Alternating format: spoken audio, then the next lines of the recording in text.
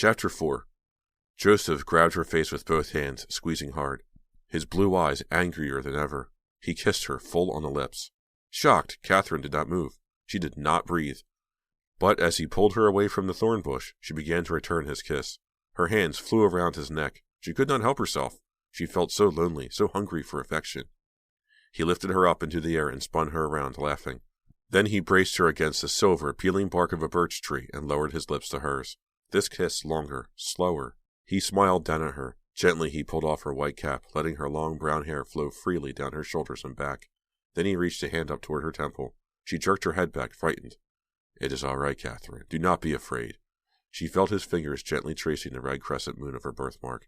Then he bent down and kissed her again. She moved her head away. "Why are you doing this? To ridicule me?" "Because I care for you," Joseph replied kindly. The genuine affection in his blue eyes stunned her. Joseph's father was one of the village elders. If he found out that Joseph cared about Bad Moon Catherine began to laugh. She could not stop. Frightened and excited, she turned to run home. "Catherine!" She stopped. Joseph stood in the darkness, staring at her. She ran back to him, into his arms. He hugged her tight. After a moment, he murmured, "I've watched you, Catherine, for a long time." "You have?" she asked, pressing her face against his broad chest. She felt glad he could not see the amazement on her face. He kissed the top of her head.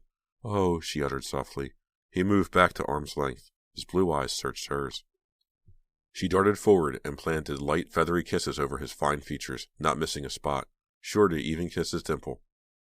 "I must go," she told him. "I am so late, and—" "But you will meet me again." The question thrilled her. "Yes, yes!"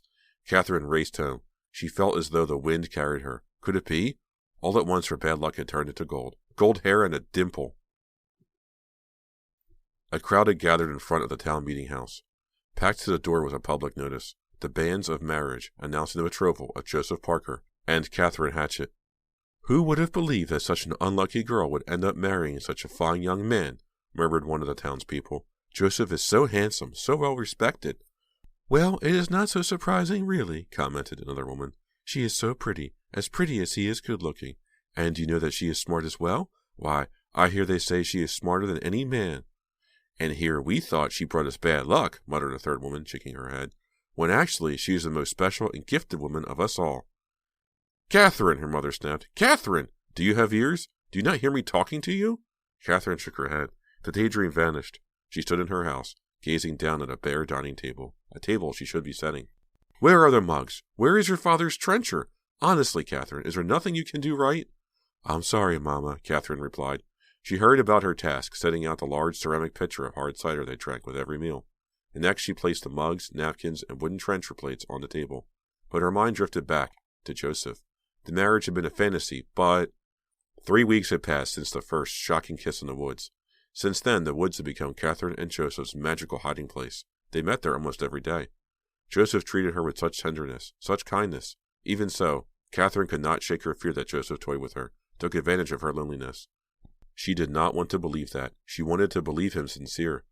A bolt of lightning zigzagged through the dark sky outside the house. A crash of thunder followed at once. The ferocious storm had raged all day and some of the night before. "I pray your father journeys home safely in this horrible weather," her mother murmured. As if in response to her prayer, Adam Hatchett strode through the door. Water dripped from the wide brim of his dark hat. His face appeared pale and wet. "Adam, are you well?" Martha Hatchett asked. She hurried to take his coat. "I wish that I were," Catherine's father replied gravely. He stared at Catherine as he spoke. Catherine slowly lowered the mug she held. "This storm is the final straw, Catherine," he announced. He sounded as though he blamed her. "It has destroyed the last of our crops," he went on. "The cattle are dying in the fields. Dying." Adam Hatchett's voice broke. He wiped the water from his face with his sleeve. "So much bad luck. So much unnatural luck. We could all starve to death this coming winter. Do you realize that?" "Why are you so late coming home, Father?" Catherine asked, dreading the answer. "Some of the men needed to speak to me," he replied, glancing away. "What is it?" Mistress Hatchett asked. Catherine could hear the worry in her mother's voice. "Edmund Parker called a town meeting to discuss our troubles," her father said. "Edmund Parker, Joseph's father." Adam Hatchett turned his cold eyes on Catherine. Sternly, he added, "It is a meeting to discuss what to do about you." Part 2. Shadyside, 1995. Chapter 5. "There is nothing to discuss, Brian," declared Mr. Robbins. You've got to straighten out, that's all. I'm serious. This is the last time I'm going to warn you. I don't know how it happened, Brian Folger replied sheepishly. He could feel his stomach churning the way it always did when someone chewed him out. These registers must be defective or something. They are not defective, Mr. Robbins said, scowling. The pudgy man bent over the cash register, trying to remove the jammed roll of white paper. You kept pressing the receipt after sale button, Brian. I saw you. What were you thinking about? Why can't you ever pay attention to what you're doing? Maybe because this job is so boring, thought Brian, especially compared to what I have been thinking about. The sleek white sports car at Denny's used car lot, car he needed to own. His girlfriend Misty was right, of course. He shouldn't care so much about an object, a thing. But ever since he and his friend Alan stepped onto the lot and found that car, he knew he had to own it. If only he were in that car right now, cruising through town picking up Misty. Hey, Misty, want to go for a ride? When I hired you, you promised me you were Happy Burger's material. The manager pulled hard on a roll of paper. The paper jammed more tightly. Mr. Robbins cursed. You said you would dedicate yourself to making our customers happy. Do you remember saying that? Brian remembered. He also remembered thinking that Mr. Robbins was a sad case. Single, bald, overweight, caring so much about a job at Happy Burgers. He remembered praying that he had never ended up like Mr. Robbins. That first day, Mr. Robbins made Brian recite the Happy Burgers motto. Happy Burgers means happy eaters. Then Mr. Robbins solemnly presented him with a Happy Burgers apron with its huge yellow smiley face splashed across the center. You got the job, Mr. Robbins exclaimed with a big grin, as if Brian had won a lottery or something. But it's a job, Brian reminded himself. Minimum wage, yes, but added to his other part-time work delivering flowers, this job would help him put a down payment on the car. The front door jingled. Brian glanced up. So did Mr. Robbins. Middle-aged man hurried in. He shook the rain from his beige raincoat and stamped his feet. Mr. Robbins continued in a low voice. I just don't know if you've got the proper attitude, Brian. If you don't want the job, just say so. I have a long list of people who would love to wear the Happy Burger smile. I want the job, Brian assured him. He'd never felt sorrier for himself, or for Mr. Robbins. All right, Mr. Robbins said. I'll take care of this. You wait on our customer. Yes, sir. Brian moved to the other register as the customer walked over. Brian plastered a big smile on his face. Mr. Robbins expected all the Happy Burgers employees to smile constantly. Normally, Brian didn't bother about that rule, but with Mr. Robbins already furious with him, he figured he better be on his best behavior. Welcome to Happy Burgers. How can we help make your night a happy one? Give me 1 large happy fries. Brian pressed the button on the register's plastic-coated keyboard, entering the price. 1 large happy fries. And a small chocolate happy shake. And a small chocolate happy shake, Brian repeated. But before he could press the shake button, he remembered the question he needed to ask every customer before taking their order. Is this for here or to go? Fast. The image of the white car zoomed through Brian's mind. Then he looked down. He had pressed the cola button by mistake. Whoops. Mr. Robbins, I need a void. Oh, for Pete's sake, Mr. Robbins grumbled. He fumbled for his keys. You know what? The customer said. I'm in a kind of a rush here. My wife and kid are in the car. The kid is screaming. We're late for a surprise party. Well, anyway, the point is, I'll pay extra. I don't care. Just give me the food. Brian couldn't help feeling jealous. This guy had money to throw around, and Brian had to watch every penny. Brian kept track of his income and expenses in a small lined notebook. We can't do that, he explained. Why?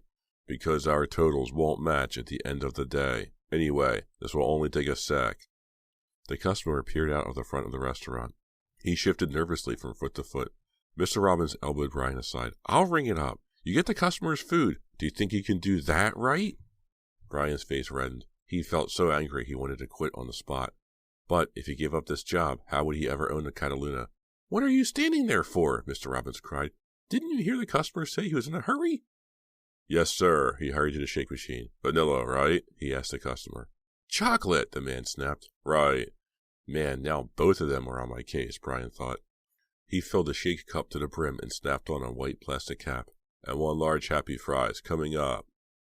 Mr. Robbins had finished ringing up the order. Brian crossed to the French fry bin. Oh no.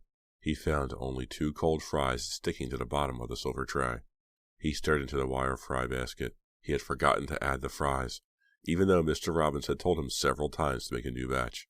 How could I have done that? I am such a moron. He glanced back at the customer. Then he stuck the fry basket in the grease and quickly bent down and opened the freezer. He pulled out another white bag of Happy Fries. When he ripped open the bag, frozen fries scattered everywhere. "You're not making the fries from scratch, are you?" the customer asked with a loud sigh. "Well, Mr. Robbins stared at him. "It will only take a second," Brian muttered. Mr. Robbins strode over to the counter and stared down at the empty French fry bin. You idiot," he sputtered. "I must have told you 100 times." "I'm sorry," Brian said. To the customer, he added, "It will only take a sec, I promise." He tried to dump the rest of the bag of frozen fries into the basket covered with scalding oil. Mr. Robbins blocked his way. "Oh, forget it," the customer said. He grabbed his shake and stalked out of the restaurant. "Sir," Mr. Robbins called after him, "you paid for the fries. Sir, please come back any time and have a free happy dinner on the house. Sir." The door jangled. The man disappeared. Mr. Robbins turned back to Brian, his eyes cold. "That's it," Mr. Robbins declared. "That is it." Brian had one hand on the fry basket, still ready to make the fries. "I don't know how I forgot, Mr. Robbins. I'm afraid you have to leave, Brian." "What? Oh, no, please, Please, take off that Happy Burger's apron. You're through." "Please, Mr. Robbins, don't do that. I really need this job. I promise I'll—" "You promise? Your promise means nothing to me. You show me that, Brian." Mr. Robbins waved a pudgy finger in Brian's face. The same thing Brian's father did when he got mad. "You've used up all your chances." Brian had never been fired before. He felt close to tears. "That is so unfair." Mr. Robbins shut his eyes. "Go home, Brian." Brian stared at him. "I say go home," Mr. Robbins repeated. "I'll send you your last paycheck for these last 2 days, minus whatever you owe me for a repairman if he has to come in here and fix that register." "No way. You can't do that." Mr. Robbins didn't bother to answer. "I said no way." Mr. Robbins went back to work on the register as if he hadn't heard, as if Brian didn't even exist. Brian felt the rage swell up in his chest.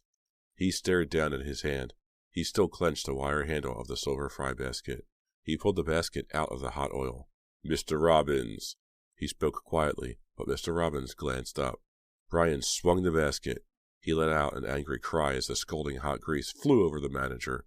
Mr. Robbins clutched his face and began to howl. Chapter 6. "No!" Mr. Robbins let out a high, shrill wail. He ran forward, grabbing blindly for the counter. "Help me!" Brian dropped the wire basket to the tiled floor. How could he have done that? It felt as if an alien force controlled his hand. Too late to take it back. Too late. He had scalded the man. He lurched toward Mr. Robbins, his hands outstretched to catch him. "Mr. Robbins, I'm so sorry. Get away from me!" Mr. Robbins shrieked. Brian felt the horror eat through him. He had attacked his boss. He was going to jail. In one instant, he had thrown away his entire life. Mr. Robbins suddenly stopped screaming. He gazed down at his hands. He rubbed his cheeks. Relief spread across his wet face. "It's cold," he breathed. "Cold?" "Cold." Slowly the word worked its way into Brian's brain. Mr. Robbins laughed. "You fool! You even forgot to turn on the fryer, didn't you? Didn't you?" Mr. Robbins ripped the Happy Burger's apron from around Brian's neck. He grabbed Brian by the collar and shoved him toward the door.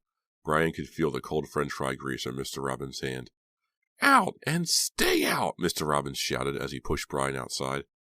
Gray sheets of rain slashed down against the black pavement of the parking lot. Head down, Brian trudged past several parked cars until he came to his beat-up 10-speed. He spent an entire summer working a paper route to buy this bike. Now he hated it. Brian rode through the pouring rain. Each time he shoved down the pedals, the word "fired" blasted through his brain. Fired, fired, fired. Brian passed Denny's car lot. No chance he'd ever own the sleek white car now. He allowed himself a quick glance. Yes, the Cataluna still sat in the parking lot. No one had bought it. Yet. The rain slowed by the time he got home 15 minutes later. "You're home early," his mother called from the kitchen. "Everything okay?" "Yeah, Mom," he answered, hurrying upstairs. "Just fine." His mother always worried about him. How would she feel when she found out he couldn't even hold down a part-time job at Happy Burgers? Brian took a shower and changed into dry clothes. Then he fed his goldfish, Joe and Montana. Pet food and pet accessories were some of the expenses he kept track of in his notebook, but he never regretted the money he spent on them. He thought about calling Misty. but he couldn't stand the thought of telling her the news over the phone. "Hi, Misty. You know how you're always secretly looking down on me because you're rich and I'm poor. You deny it, but I know you do. Well, guess what? I got fired, so now I'm even poorer." No way. The rain finally stopped. Water dripped off the trees. He hurried downstairs, past the living room where the TV blared, his father watching Monday Night Football. Brian called that he had to go back out again. He banged out the front door before his mother could answer. Misty lived in a big house in the North Hills section of Shadyside, a 20-minute bike ride. "I have as much right to be here as anyone else," Brian told himself as he pedaled down the wide, tree-lined streets. But he felt like an intruder in this neighborhood of big houses and well-kept lawns. Brian leaned his bike up against a big maple next to Misty's walkway and headed for the porch. He had to ring the doorbell several times before he heard footsteps clumping down the carpeted front steps. He watched through the door's lacy curtains as his girlfriend trotted down the steps toward him. Misty had blonde hair that she wore short. The haircut made her pretty green eyes appear even larger. She bent down so that she could see who stood on the porch. She gave Brian a big smile and a wave. She won't be smiling for long, he thought. "Hi, Bri," she kissed him on the cheek. "Come in," she urged. "I'm on a long-distance call with my cousin." He followed her up the plush carpeting, past the framed oil paintings. Original Chagall's, Misty once told him. He didn't know anything about art, but those paintings must have cost big. Brian felt glad that he didn't run into Misty's father. He ran Digicom, a big software company. He'd always been nice to Brian, but Brian couldn't help thinking that Mr. Clark looked down on him for being poor. Brian followed Misty into her room. She waved for him to sit anywhere. Then she flopped down on her canopied bed and picked up her cordless phone. "Sorry," she said. "Bri just came over." "What?" She laughed. "Okay, I will." She smiled at him. "Annette says I should give you a big kiss for her." "Sounds good," he replied. He forced a grin. He thought he would say something witty, but he couldn't think of anything, especially not tonight. He sat at her desk. On top, he found a bag with a stack of new CDs. He couldn't help noticing the receipt stapled to the bag. $107.39. Wow, what would it be like to spend that kind of money? As soon as Misty hung up, he planned to tell her about getting fired. Brian realized he had something else to explain to her. His stomach clenched. "Sorry," Misty told him when she hung up. Then she sat up and grinned at him. "Hey, I thought you were working tonight." "Yeah," he answered. Somehow he couldn't bring himself to say the words. "I was fired." Not yet. "You okay? You seem a little something." "Yeah, I guess I am. I lost my job tonight." "At the flower shop?" "No, at Happy Burgers." "Oh, well, that's good news, right? I mean, I hated the idea of you working at that place." "It's not good news, Misty. It's not good news at all. I needed that job." She frowned. "Sorry. So, what happened?" He thought about lying. "Oh, I don't know. They changed your schedule around, and so they had to let a couple of people go. And so, since I was pretty new there and all." But he'd never lied to Misty. "Don't start now," Brian told himself. "She's the best thing in your life." "I messed up. My mind kept wandering to other things, I guess. Like you." "Well," she said, "in that case, I'm even more glad he got fired." He winced. Fired. That sounded awful. "There's more," he told himself. "When Mr. Robbins fired me, I really lost my temper." How could he have attacked Mr. Robbins? The thought of losing the Cataluna had turned him into some kind of psycho. "Oh, Bri," she said softly. "You're too sensitive, you know that? I'm serious. You're always apologizing to me for something you said when I've already forgotten all about it. You're allowed to get mad, you know." She smiled at him. He gave her a weak grin. Then she bent down and kissed him on the mouth. Brian wasn't so crazy or depressed that he couldn't still enjoy the kiss. Kissing Misty felt like a ref calling timeout in a game. No matter how bad things were going, a kiss from her stopped everything. After a moment, she straightened and glanced self-consciously at her open door. She hurried over and swung it shut. For the millionth time, he asked himself the question, did Misty really like him? Yes, same answer as always. But Brian never quite believed it. Brian and Misty, they just didn't belong together. All last spring, he kept telling his best friend, Alan Brown, about Misty. "Misty's so cool. Misty's so beautiful. Misty's so friendly." Finally, Alan said he couldn't take it anymore. He made Brian go over to Misty in the cafeteria line and ask if he could have lunch with her. His heart pounded, but he did it. More amazing, she answered, "Sure." During lunch, he found her easy to talk to. Something about her made it easy for him to tell her what he felt. About halfway through lunch, he blurted out that he thought she was the prettiest girl in the school. He admitted that he couldn't believe she had agreed to have lunch with him. She laughed and told him she'd go on a date with him too if he wanted. On their first date, he opened up even more, telling her stuff about his dreams and goals, things he hadn't told anyone, not even Alan. You know what? She asked, tapping his chest with her finger. You have a good heart, Brian Folger. He kissed her for the first time. She'd probably never kiss him again after she heard what he'd done. There's more, he went on with a sigh. He fingered a plastic bag of CDs on Misty's desk. He wished he could crawl inside it. Mr. Robbins kept writing me. You know how he's always on my case. And, I don't know, I lost it. I threw the French fry grease at him. It felt good to tell Misty. Then he noticed a shocked expression on her face. He's okay, Brian quickly added. The oil was cold. Oh, you had me scared for a second. Still, Bri. I know. I don't know what's wrong with me. He glanced at her shyly. It's that car. Brian, she scolded, you're making yourself nuts with that thing. I'm serious. I'm starting to get jealous. You talk about that car so much. Sorry. Misty wrinkled her nose at him. Oh, hey, listen to this new CD I got. She knelt down in front of her CD player, dropped in the shiny disc, then pushed the drawer back into the deck and pressed play. Smashing Pumpkins, he said. He loved that group. Misty nodded. She swayed to the music. She beckoned him toward her as she started to dance. I can't wait for Saturday night, can you? She said over the music. They had decided on dinner at La Traviata, Misty's favorite Italian restaurant at the mall. Then out to the local dance club, with a cover charge of $15 each, plus soda at the bar, and a fee for parking Misty's Ford Taurus. Misty, he started. He stepped away from her, turned off the CD player. What? Don't turn that off, Bri. Hold it a sec. I've got more bad news. Now that I lost this job, I don't think I can afford to take you dancing Saturday night. Mr. Robbins might not even give me my last paycheck. Oh, Misty forced a smile. Don't worry about it, Bri. We'll stay home and rent a movie. She gave him a wink. A much better date. But Brian knew she felt disappointed. Disappointed in him. She probably wanted to offer to treat him, but he told her over and over that he wouldn't go anywhere if he couldn't pay his own way. He couldn't shake the bad feeling. When he left an hour later, he felt even lower than when he'd arrived. He rode up the hill to Alan's house. The bright spotlights over the garage were on, and Brian could hear voices laughing and shouting. He heard a basketball banging off the backboard. Brian rode up to the base of the driveway, leaning the bike to his left so he could rest one foot on the curb. He saw Alan shooting baskets with his younger brother. Alan dropped a layup. Swish! I win! Alan yelled. He loped down the drive. Hey! Alan said. Misty broke up with me, Brian announced. No way! Adam exclaimed. He sounded shocked. Way. Alan appeared so sorry for him. I'm kidding, Brian admitted, but she will break up with me. I can tell. That's what you always say. Do the words think positive mean anything to you? I lost my dictionary. Alan grunted. He pulled at the bangs of his dirty blonde hair. Alan liked to hide the acne on his forehead. I'm serious, Brian insisted. She's going to break up with me soon. He told Alan about getting fired, throwing the grease, canceling his date. Hey, Alan, his brother called. How about Double or Nothing? You already lost Double or Nothing, fool, Alan shouted back. He turned back to Brian. For the 100,000th time, Brian, she's not going to break up with you. Why can't you accept the fact that you have great luck? I'm serious. Right, me, lucky. That is such a laugh. You're lucky to have Misty, Alan replied. Brian felt bad. In 2 years, Alan had only gone out on 5 dates.